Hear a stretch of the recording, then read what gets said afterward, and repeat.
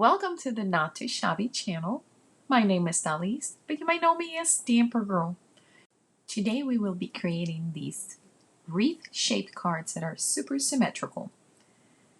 For the original card, I use the You Got This stamp set from Not Too Shabby. This one was part of the box of the month for July 2023. And I use the ruler, the pencil, and the sentiment that says, "You got this." To create this card, I use the Gina K Wreath Builder. I usually keep them inside my Misty, taped to one of my Misty pages. This way they don't get bent and I don't lose them. So this is the perfect place for me to put them away. They come in two different sizes, the 3 3/4 and the 4-inch. I will be using the 4-inch. For the 4-inch, you need to make sure that one of the sides of your card is 4-inch. It's either wide or tall. Usually these are used with squares, but there is a way to use them, like in my case, with a 4 by 5 1/4 inch piece of cardstock. That is what we have for this sample, a 4 by 5 1/4. So let's get started. I will be using the bigger size wreath builder. So I'm going to put it back into my Misty, and I'm going to bring the set from the Not Too Shabby box of the month, July 2023, called Apple Pie. Okay, so Apple Pie set, I will be using the little apple on the left top corner and the tiny little bee on the kind of the middle on the right side. I'm going to start with the apple. So first thing first, you need to make sure that one, like I said, one of the sides, it's 4 inches wide. My top is 4 inches wide. And I am going to put them inside of the template, but I'm leaving the bottom part of the cardstock outside, and that's what I'm holding with my magnet. You always start placing your stamp that it's on your right side of your wreath, because once you start rotating, you will know that everything will fit if that first stamp set fits. Okay, so I am making sure that I grabbed it with the lid of my Misty. My corners are set up. I am holding my cardstock with my magnet, and I'm using a dye-based ink because I will be using alcohol markers. I will be using my Spectrum Noir tri-blends. I'm going to stamp, and I am going to move twice. One spot and then two. There you go. So the reason I'm moving it 2 spots is because I want to place my little bee image in between each of my apples. And if you notice, my apples are not straight. I did want it to, so they were a little bit off center. Again, 1-2 steps, because I wanted them to look like they're running behind or forward to get to the bee, okay? So that's why I wanted to add a little bit of movement. So that's why. But you could have placed them straight up and straight, like in the coordinates north, south, east, west. Okay. Again, I moved 2 spots, and I am inking again and stamping. And notice that I am placing always, it's the top of the card that I am putting snug in between the 2 marks in the wreath builder, and the other 2 parts of the card I'm leaving outside the template. Now that I have my 4 cute little apples set up, I am going to set up my bee. And then I decided, you know what? I remember this tiny little heart that is part of a little note stamp set that it's also part of the box of the month for the Not Too Shabby July 2023, and it would be perfect for this card. So I added the little heart too, placed them both, and I can stamp them both at the same time because they fit perfectly in between the apples. And I am going to ink, same ink, dye-based ink, I'm going to stamp. And I'm going to rotate again. And I am rotating twice, the same amount. So that way they are going to fit perfectly in between those apples. Okay? Putting my magnet again, inking and stamping.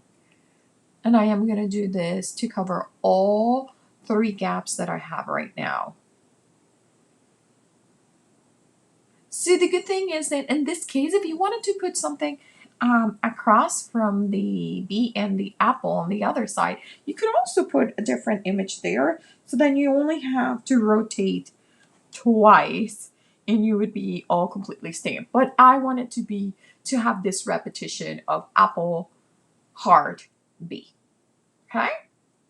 So this is the last rotation that we're going to do and the last stamp for this card. At least for the images, we will stamp the sentiment and you'll see the little trick that I did to make it all seem perfectly aligned. Okay, here are my images. It turned out perfect. I love this wreath builder by Gina K. And it goes perfectly with all these tiny, cute little images from Not Too Shabby.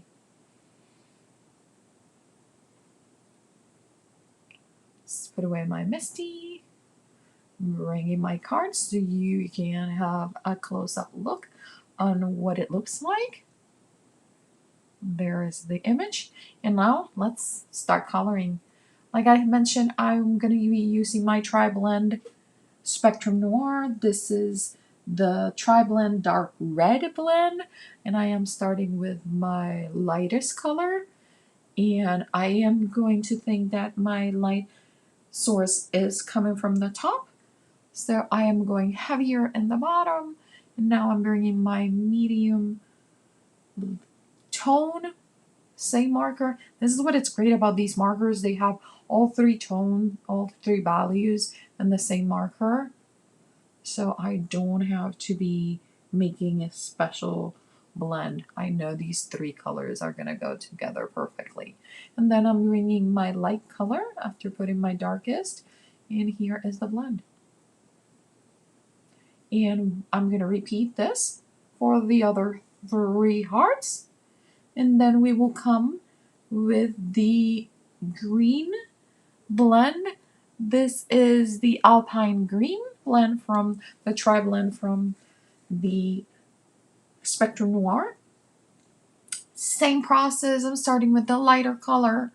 I am putting heavier color in the bottom. This is to saturate my paper. Then I'm coming with my medium tone, and then I'm adding a little bit of the lighter to just blend those colors better. And then I'm gonna bring the darker tone, the darker color of all 3 in a very minimum amount because this Alpine Green is strong, super, super strong. Coming back with my lighter color and blending, blending, blending. And that's going to be it for my green apple. I will be coloring the next 3 apples. One is going to be like a yellow apple, which are one of my favorite apples. The other one is kind of be like a gala or a pink gala apple. And I'm dotting a little bit just to add a little bit more texture. You know how the apples usually have these little darker dotted speckles on the skin. And I am coming with 2 Spectrum Noir colors, but these are not tri-blends. And the color this is the soft khaki and the soft yellow that I'm using here to mix these 2 colors together. And that is my cute little yellow apple. Coming with a golden yellow. I kind of was a little bit too much, so I'm a little bit of the khaki yellow on top to just making it a little bit softer. This is the antique pink blend that I'm using on this apple. Again, and I'm going from light to darkest. and just mixing. And finally, I am going to work on my last apple with the same blend, but instead of going from light, medium to dark, I'm actually going medium, dark, and then I am going to bring my dark red blend that I used for the hearts, and I'm going to add a tiny bit of that. I'm going to bring some music now, and we will color the cheeks and the bees. Enjoy.